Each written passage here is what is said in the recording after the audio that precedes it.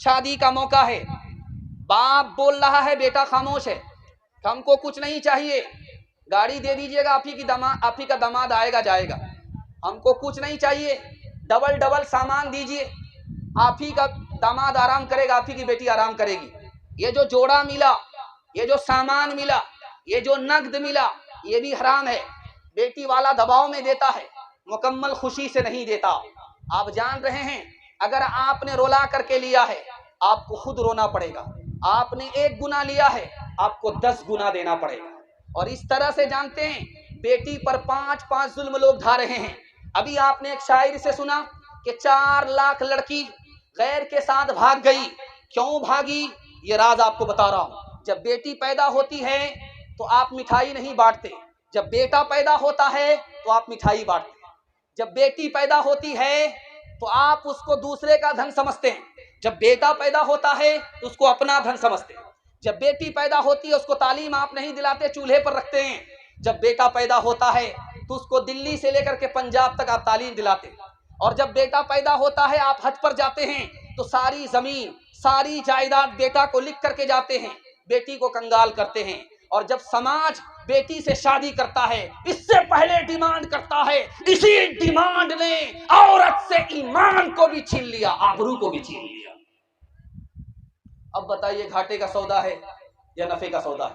हाथ जोड़ करके मैं आपसे कहता हूं, आप दुनिया पर मेहरबान होंगे, खजाने गैब से दे करके अल्लाह पर मेहरबान होगा। हाथ उठा करके वादा कीजिए, किसी बेटा की शादी लेन देन से नहीं करेंगे, सुन्नत के मुताबिक करेंगे। हाथ उठाइए।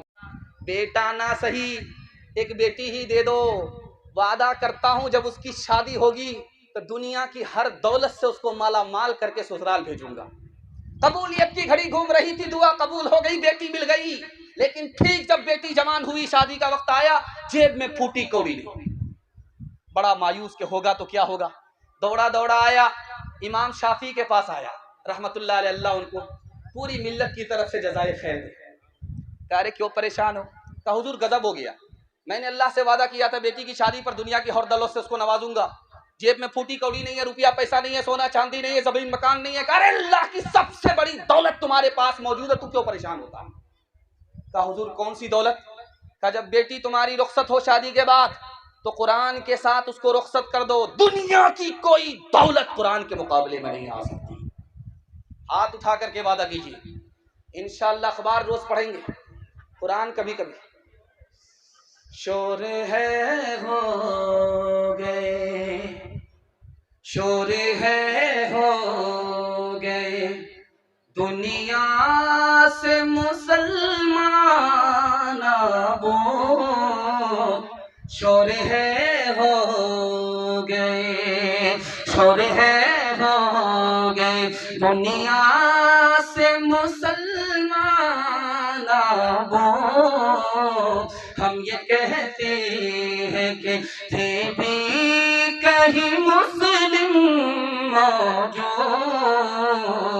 वो ज़माने में मुअज़्ज़ज़ थे मुसलमान हो गए, और हम खार हुए तारिके कुरान हो गए, और हम खार हुए। आखिरत के हवाले से 3 मिनट का पैगाम मुकम्मल जोश के साथ सुनने के लिए तैयार हैं? दोनों हाथ उठाइए इंशाअल्लाह। बेटा की शादी फ्री में नहीं होगी, हाथ उठाइए इंशाअल्लाह। 2 4 5 लोग तो बार बार पकड़े जा रहे हैं। खैर ध्यान से सुनिएगा। बैतुल खुला में लोटा रखा हुआ रहता है, उसमें लोग टोटी से पानी निकालते हैं, बैतुल खुला में पेशाब के बाद पखाने के बाद उसको धोते। आदमी बैतुल खुला में गया, लोटा में पानी लेने ही वाला था कि बिच्छू ने लोटे में डंक मारा। बिच्छू ने मारा, दुनिया के बिच्छू ने डंक मारा तो लोटे का पानी इस तरह खोलने लगा जैसे हांडी का पानी खोलता है। दिखाना यह है कि दुनिया के बिच्छू का ये हाल है, जहन्नम के बिच्छू का क्या हाल है। एक आदमी घास काट रहा था, जैसे मकई में घास हो जाती है उसको काट करके बकरी के लिए लाते हैं, तो पहले घास को पकड़ते हैं, उसके बाद कचिया चलाते हैं। घास को पकड़ा, उसके बाद कचिया चलाया। तो जैसे ही घास को पकड़ा वो सांप हाथ में आ गया। कचिया जो चलाया आधा सांप कट गया। अब उसने सोचा और सांप ने कटते कटते उंगली में काट लिया। वो किसान बड़ा चालाक था, उसने कचिया लेकर के उस उंगली को काट दिया, घर चला आया। सोचा कि सांप ने काटा, उंगली को नहीं काटेंगे जान कट जाएगी, गर्दन कट जाएगी, चला आया। अब उसको क्या खुजली हुई मन में, सोचा वो उंगली जो काटी है जरा देख करके आते हैं। जान बचा करके घर आ गया था, लेकिन अब उसको खुजली हो गई। वो आ गया वापस उस जगह पर जहां पर उसकी उंगली कटी हुई थी, तो देखा इतनी मोटी उंगली फूल करके है। तो लकड़ी लेकर के उसको उघाड़ पुघाड़ शुरू कर दिया।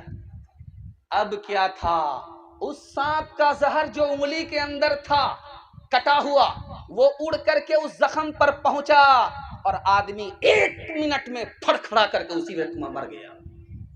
गौर कीजिए, दुनिया के सांप का ये जहर है, जहन्नम के सांप का कैसा जहर होगा। लाल किला के नीचे जबना है, जबना बहती, आज भी बहती है, उस जमाने में भी बहती थी। जबना बह रही है और बगल ही में जबना के सटे हुए कब्रिस्तान है। पानी जब सैलाब का आया तो कब्रिस्तान में घुस गया, कब्र खुल गई तो देखा कि एक जनाजा लेटा हुआ है, उसकी पेशानी पर एक छोटा सा कीड़ा बैठा हुआ है, छोटा सा कीड़ा उसकी पेशानी पर बैठा हुआ है। सारे लोग तमाशाई बन करके देख रहे हैं। धोबी घाट पर कपड़ा धो रहा था, उसको भी शौक हुआ कि मेला ठेला क्यों लगा हुआ है। आया तो देखा अजीब करिश्मा है कि वो कीड़ा जब पेशानी पर डंक मारता है तो पूरी लाश ऐसे कांपती है जैसे किसी को करंट लग गया। अब उस धोबी ने कंकरी उठाई, उस कीड़े को जो मारना चाहा वो उड़ करके इसको काट लेता है और आग की लहर जैसे बदन में दौड़ती है, दौड़ गई। जैसे जहर का असर पूरे जिस्म में होता है, पूरे जिस्म के अंदर हुआ। 3 दिन के अंदर उस कीड़े की डंक की वजह से यह आदमी मर गया। अब बताइए कि दुनिया के कीड़े का जहर ये है, कब्र के कीड़े का जहर कैसा होगा। आप अक्लमंद आदमी हैं, मौत से पहले मौत की तैयारी करेंगे इंशाअल्लाह, हाथ उठाइए। दुनिया के चक्कर में दीन को बर्बाद नहीं करेंगे, हाथ उठाइए इंशाअल्लाह। है बुराई जहर काले नाग का, है बुराई जहर काले नाग का, है बुराई एक तो दाग का, है बुराई जहर काले नाग का, है बुराई एक तो दाग का, है बुराई जहर काले नाग का, है बुराई एक तो दाग का, जो गिरेगा उसमें वो जाएगा जल, तेरे कामों के मिलेंगे तुझको फल, आज जो कुछ बो या है काटेगा कल, तेरे कामों के मिलेंगे तुझको फल। मसनदे रसूल पर बैठा हुआ हूं मैं। लोग कहते हैं हम गरीब हैं, आपकी गरीबी दूर हो जाएगी, मैं इसकी गारंटी लेता हूं, लेकिन आपको 2 काम करना होगा, कान खोल करके इसको सुन लीजिए। बहुत मुख्तसर में आपको बता रहा हूं, आपको जिंदगी भर ये याद रहेगा। 2 काम आप कीजिए, आपकी गरीबी खत्म हो जाएगी। 1 साल में अल्लाह आपको 10 साल के बराबर तरक्की देगा। करना यह है, हलाल कमाना है, हिसाब से खर्च करना है। 2 काम कीजिए, 1 साल तजर्बा करके देखिए, 1 साल में अल्लाह आपको 10 साल के बराबर तरक्की देगा। दिखाने के लिए जा रहा हूं, हराम कमाएंगे, आपका कदम हराम की तरफ जाएगा, चाहे आप उठाएं या ना उठें, उधर ही जाए।